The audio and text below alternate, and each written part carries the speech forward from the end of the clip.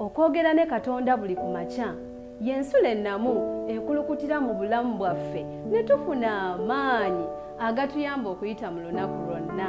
Funa amaanyi nga tonnafuluma nnyumba yo. Omwagalwa, neeyongera okubuuzaako enkene eya leero. Njagala okwebaza olw'okwekuumira kweno. Njagala okwebaza kubanga ofaayo buli nkya n'ogoberera program ensulo ey'enkya. Njagala okwebaza abo abatugoberera ku mukutu gwaffe ogwa Avento Production ku YouTube. Nammwe mwebale. Enkene eya leero akubuuzaako yenze omuweerezaawo Mbabazi Joy okuva e Wakiso Namusera mu The Divine Melodies Choir. Nsaba enkene eya leero oneegatteko mu kyokuyiga kino kye tugenda okugabana, naye nga tetunnagabana kyakuyiga ekyo nsaba owulira obubaka obuli mu luyimba olw'ennamba ey'ekikumi. Leero basebe ne bannyabo kiriko omutwe ogugamba nti okubeeranga abagezi mu bulungi era abasirusiru mu bubi. Okubeeranga abagezi mu bulungi era abasirusiru mu bubi. Katusaba. Taata waffe omulungi, twagala okwebaza kubanga osiimye n'eleero tulabike mu maaso go. Weebale olw'omukisa gw'otuwadde enkene eya leero okubaako ebigambo bye tugabana. Fuula omuzindaalo njogera eri ekibiina. Ebigambo bye ngenda okwogera kaffenna bitugase olw'okuzimba obulamu bwaffe obw'omwoyo weewaawo n'obw'omubiri. Tukulembere mu byonna kubwa Yesu Kristo Mukama waffe. Amiina. Ekyokuyiga eky'olwaleero tugenda kijja mu Baluumi. Genda nange mu Baluumi essuula 16 olunyiriri olw'19 nga wagamba bwe wati. Kubanga okuwulira kwammwe kwabula mu bonna kyenvudde mbasanyukira mmwe. Naye njagala mmwe okubeeranga abagezi mu bulungi era abasirusiru mu bubi. Agamba nti nga tannafundikira bbaluwa gye yawandiikira abo abaleetawo enjawukana n'emivuyo egikontana n'enjigiriza, oluvannyuma lw'okutendereza obuwulize bw'abakkiriza Abaluumi obwali bumanyiddwa obulungi eri amazima, Omutume Pawulo mu kwagala okuwumbawumba abagamba nti yandyagadde babeerenga abagezi mu bulungi era abasirusiru mu bubi. Omutume Pawulo ategeeza ki? Osobola otya era mu ngeri ki gy'oyinza okubeera omugezi mu bulungi?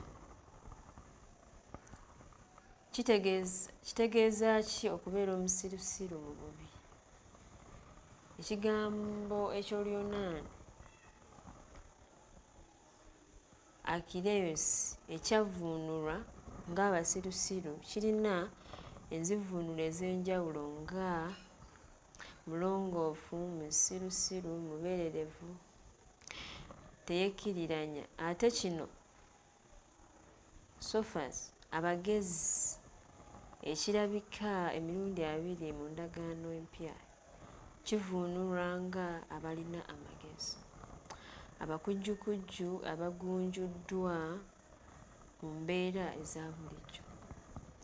Omubuulizi yandigambye abasirusiru mu bulungi era abagezi mu bubi. Naye Pawulo ayogera bulala. Lwaki?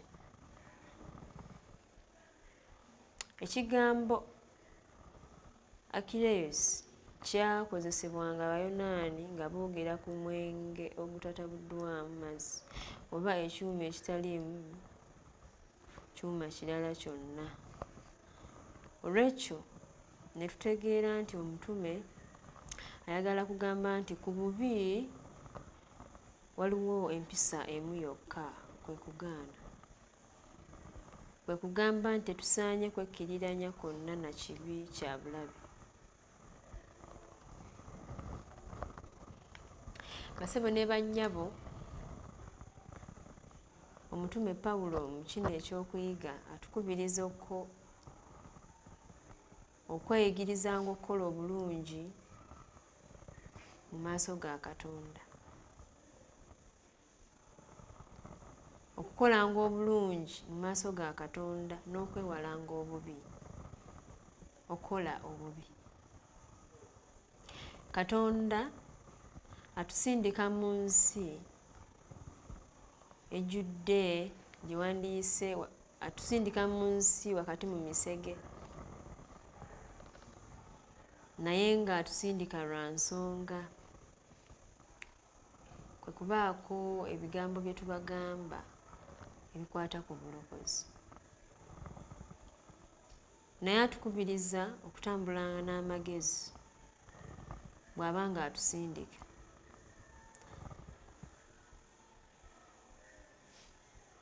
Tulina okubeera abagezigezi ng'emisota, kubanga ensi gye tutambuliramu omulabe Setaani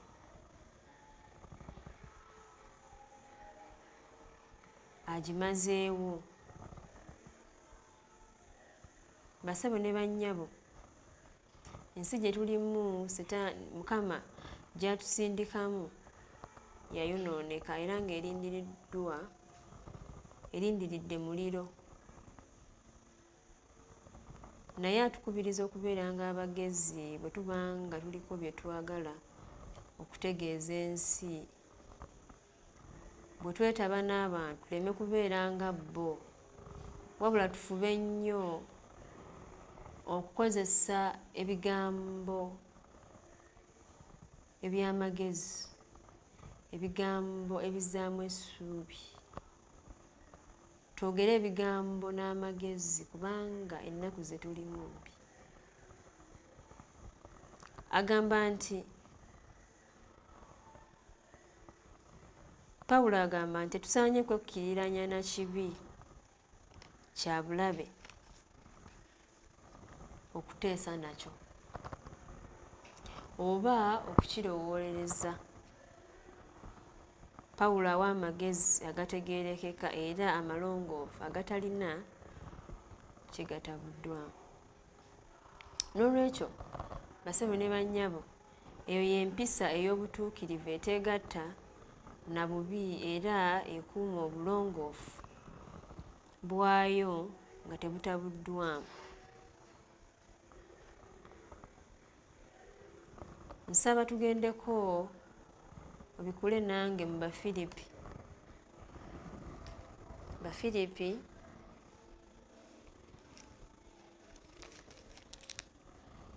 mu Bafiripi essuula 2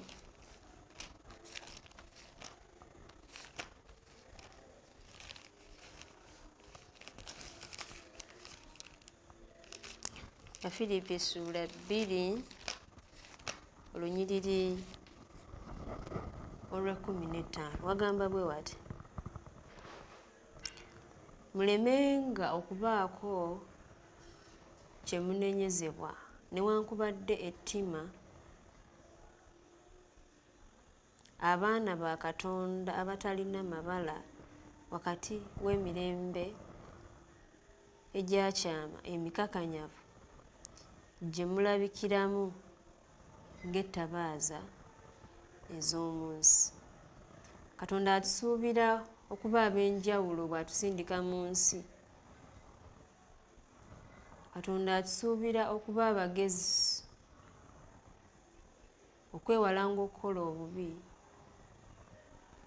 wabula okugezaako okukola obulungi mu maaso ga Katonda. Ensi gy'atutumamu tetwagala. Nga Yesu bwe yamukyawa ku lubereberye naye temutegeera, naffe bwe tutyo bwe tufaanana. Naffe twekaka mu nsi, naye olw'okubanga Katonda alina message gy'ayagala tutuuse ku bantu, y'ensonga lwaki atukubiriza okubeera abagezigezi nga tutuuse mu nsi, nga tuliko bye twogera. Okusengejja, okwegendereza mu ndya, mu nnyambala,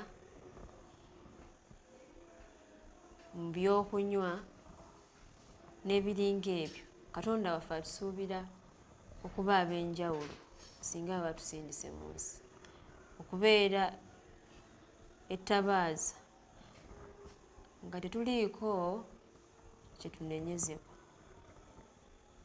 nga tetulina yadde ebbala yadde olufunyiro. Basebo ne bannyabo, emirembe gino tulina kweteekateeka nga tuyita mu nsi ebisoomooza bingi, nga tuli mu nsi Katonda atusuubira okuba abagezi n'okusingawo mu ebyo bye tukola, bye tulowooza. Katonda atusuubira okuba ab'enjawulo nga tuli mu nsi. Agamba nti mulemenga okubaako kye munenyezebwa newankubadde ettima abaana ba Katonda abatalina mabala wakati w'emirembe egyakyama emikakanyavu gye mulabikiramu ng'ettabaaza ez'omu nsi. Ate ku bulungi twetaaga kuba bakujjukujju, bagezigezi abalina amagezi n'okutegeera. Lwaki? Tuyinza okuzikiriza ekintu ekirungi mu butaba bakujjukujju n'obutalowooza. Kye kiseera ekituufu mu ngeri ki era ani ddi lwe tuba tukyogera okukirwanirira n'okukinyweza? Ebiruubirirwa ebirungi tebimala. Tekimala kubeera nga gwe mutuufu, tekimala amazima okuba ku luuyi lwaffe. Twetaaga kuteeka mu nkola kuba bakujjukujju. Basebo ne bannyabo nga tutambula mu nsi twetaaga okwegendereza, kubanga omulabe ye mweteefuteefu okutuwuuta, mweteefuteefu okutusaanyaawo singa tuba tetuli bamalirivu, singa tetusoma byawandiikibwa, weewaawo n'okusaba, otadde n'okusiiba, n'okukoowoola Omwoyo Omutukuvu aluŋŋamya, atuyigiriza, atujjukiza mu mbeera zonna. Singa ebyo tuba tetubikoze, ensi yo etulindiridde. Agamba nti abalina amagezi, Abayonaani bye boogerako ng'ab'amaanyi awali okumanya n'okutegeera. Obubi bubeera mu kabi. Yesu yagamba nti mubanga n'amagezi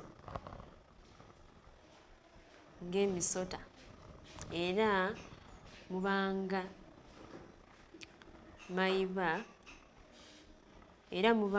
mayiba obutaba na bukuusa. Mu kitabo kya Matayo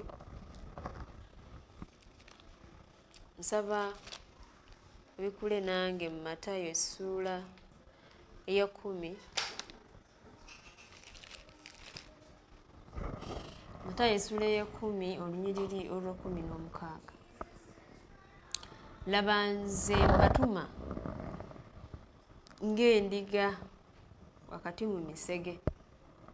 Kale mubanga n'amagezi ng'emisota era mubanga ng'amayiba obutaba na mukuusa. Mwekuumenga abantu kubanga balibawaayo. Agamba nti Yesu Kristo atuma eri abantu abayonoonebwa ekibi weewaawo abatamanyi Kristo naye nga agezaako okututuma ffe ng'abantu okubategeeza ekyo kye twakkiriza. Naye nga tugenda agambye nti tukoowole Omwoyo Omutukuvu atuluŋŋamye butya bwe tuyinza okwaŋŋanga abo abantu, butya bwe tuyinza okwogera nabo,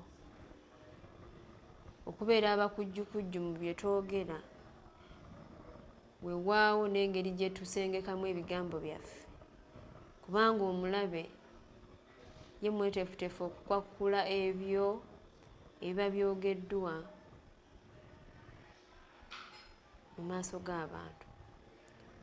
So atukubiriza Pawulo mu ky'okuyiga kino nti okubeeranga n'amagezi, okwewalanga okukola obubi, always to do good in front of God. Weeyigiriza okukola ekituufu mu maaso ga Katonda, ne Katonda anaakuwa omukisa. Agamba nti Mukama ayinza okukuyamba okubeera n'amagezi mu nsi eno ey'ekibi. Ensi ng'efuukuuka, ensi nga tekyalimu nsa, nga ne mu kkanisa weewaawo biyingiddemu. Katonda atusuubizza nti asobola okutuyamba okubeera n'amagezi mu nsi eno ey'ekibi. Si nsonga oyinza okulaba nga abaweddemu abo abaliwo ku lwa Katonda abasobola okuyimirirawo ku lwa Katonda, naye Katonda atusuubizza nti mu nsi mukyalimu abali ku luuyi olulwe. Basebo ne bannyabo, newankubadde guli gutyo naye Katonda mwesigwa era mweteefuteefu okutambula naffe singa tusalawo okuyingira mu nsi okubaako bye tugabana n'abantu. Newankubadde akikaatiriza n'agamba nti mu nsi atutuma wakati mu misege, si nsonga, naye atugamba nti tubanga n'amagezi, kyatukubiriza, era twekuume ag'amabala obutatubaako, tube nga tetuliko ekyo kyakunenyezebwa. Mukama nsaba akuwa omukisa olw'ebigambo ebyo ng'obifumiitirizaako wakati mu nsi ng'otambula. Lowooza butya bw'oyinza okugamba muliraanwa wo, wewaawo muganda wo oyo akuli okumpi, akusojja buli lukya, wewaawo akuteera ebintu mu mulyango by'otamanyi, naye nga weebuuza butya bw'oyinza okumukeera n'omugamba. Lowooza ku butya bw'oyinza okumubuulira ebigambo ebirungi ebikwata ku Kristo. Lowooza ku butya bw'oyinza okumufuula mukwano gwo newankubadde ayinza okuba yakukola ebintu ebyenkana biti. Lowooza engeri gy'oyinza omumusembeza okufuuka mukwano gwo. Wakati mu nsi ng'osaba amagezi n'okubeera omukujjukujju mu by'okola, saba nnyo Mukama akuwa obuvumu butya bw'oyinza okwogera ekigambo ekimu ekiyinza okukyusa oyo omuntu. Sinakindi n'abatizibwa mu Mukama waffe. Abaagalwa, nga tutambula mu nsi, katulowooze ku by'omu ggulu, tumanye nti ensi si yaffe. Tutambulira wakati mu bulabe, naye obanga ye Yesu Kristo yennyini ye yakyogera n'agamba mu nsi mulina ennaku naye mugume, nze mpangudde. Yalina ensonga lwaki, kubanga naye ennaku yagiyitamu. N'ayongerako kino n'agamba singa tekyali bwe kityo teyanditugambye, naye oba yatugamba tulina essuubi eddamu nti alikomawo. Basebo ne bannyabo, ekisuubizo ekyo kikulu mu bulamu bwaffe singa tunaakinyweza nga tutambula mu nsi eno ey'ekibi. Nsaba leero nze naawe tuwulirize Omwoyo ky'agamba ekkanisa. Fumiitiriza obulamu bwo olabe ki ky'okoze ku lwa Katonda, ki ky'okoze mu mulimu gwe, ki ky'ogasseeko. Fuba nnyo okulaba ng'osiimibwa mu maaso ga Katonda. Fuba nnyo okweraga ng'osiimibwa. Fuba nnyo okulaba ng'obaako ky'okola ne Katonda anaakuwa omukisa. Basebo ne bannyabo, nsaba ebigambo ebyo bikole ekyenjawulo mu bulamu bwange n'obubwo bwampuliriza era ndaba.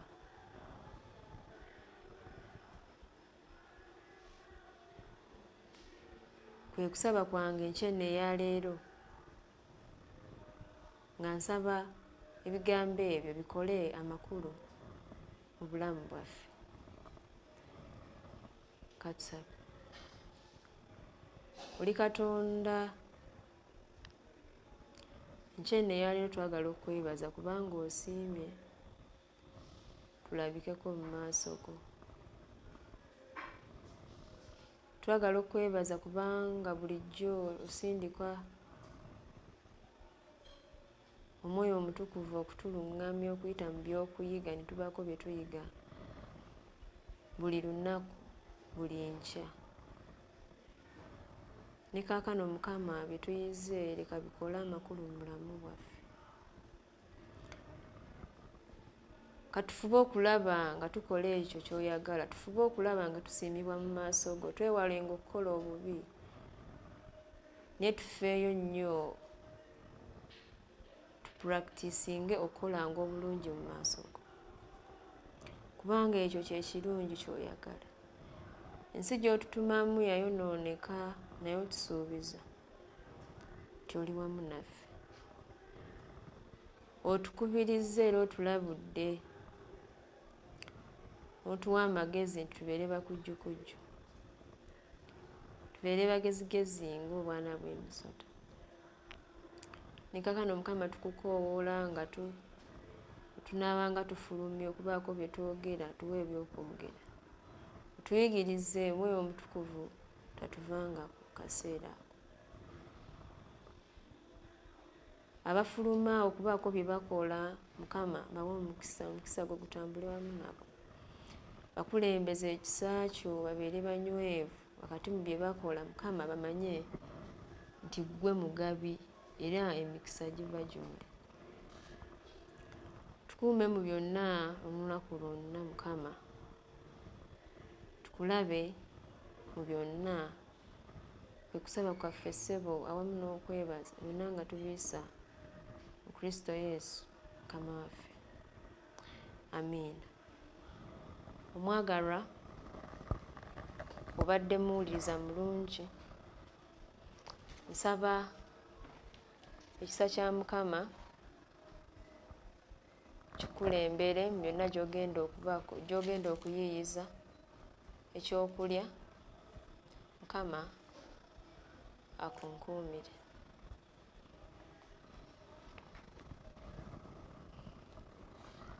Okwogera ne Katonda buli ku makya y'ensula ennamu ekulukutira mu bulamu bwaffe ne tufuna amaanyi agatuyamba okuyita mu lunaku lwonna. Funa amaanyi nga tonnafuluma nnyumba yo.